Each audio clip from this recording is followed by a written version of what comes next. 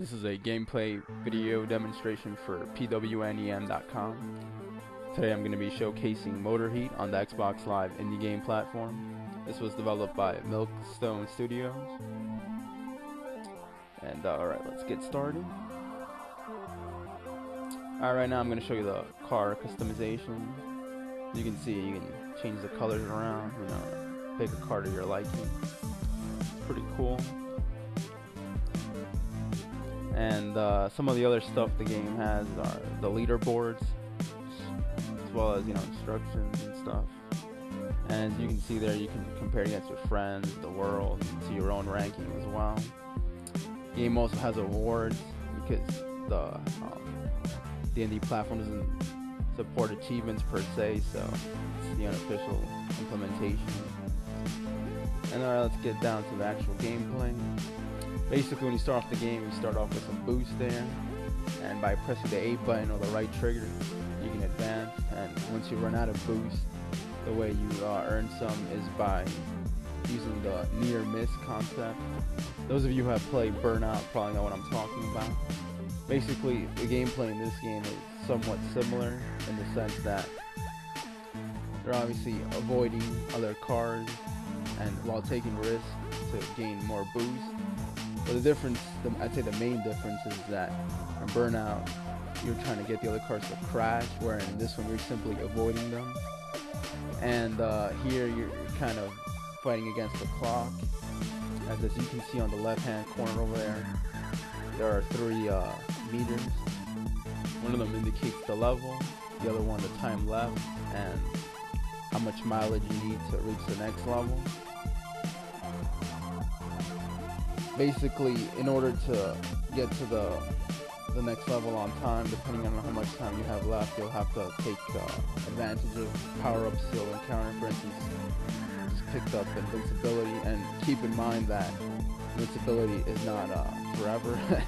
Once your car starts blinking, that means it's about to wear off, so don't ram into other cars. However, while you freshly take it up, feel free to ram into as many cars as you want, and it's not going to do anything. And as you just witnessed right now, I just crashed. And the way the game penalizes you is rather than wrecking your car apparently is always in tip-top shape. But as you notice, the time left suddenly decreased, and that's the way the game penalizes you. However, you happen to catch a extra time power-up that will compensate for the crash you just encountered. Also, so just again, you'll see a decrease in time as another penalty. One of the cool things about the game is the scenery. It gradually changes. Right now it's the nighttime, and it's obviously a lot harder to drive at night, as you can see, because you just see the tiny glimpses of the incoming vehicles. One thing to keep in mind is that cars often change lanes, so you have to be a little crafty there. And a habit I have is of holding the A button or the trigger all the time, so when I automatically gain a boost so that I use it. That in a way is good, but it's also bad if you haven't grasped the steering too well. So do that with caution. As far as how the gameplay changes, I mean, throughout the game you're pretty much doing the same thing, avoiding other cars. However, I will say that it is pretty addicting, believe it or not. I know that the concept sounds really simple, but once you try to beat your own scores or try to challenge some of the leaderboard scores, you'll definitely get hooked on the game, and you spend plenty of time on it. I mean, as far as how the gameplay changes up as you proceed in the game, the trial will pretty much give you a good idea of what to expect. But it does end at level 8, which is why I kind of skipped the video up a bit to some of the later levels so you get an idea of what to expect. Right now you're witnessing some of the fog scenery. This is another interesting thing that you didn't see in the trial. And pretty much this is how as I said before, this is how the gameplay changes up a bit.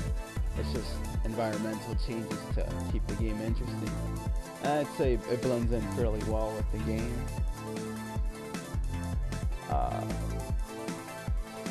And as you can see there, I just progressed on my award. Just another thing to keep you busy with. One thing though is that, as you can see right now, I only have a couple of seconds left. you really want to try to avoid crashing at these times, and this is where the game kind of gets difficult, especially if you have speed or if it's hard to see circumstances, as one wrong crash could lead to a game over.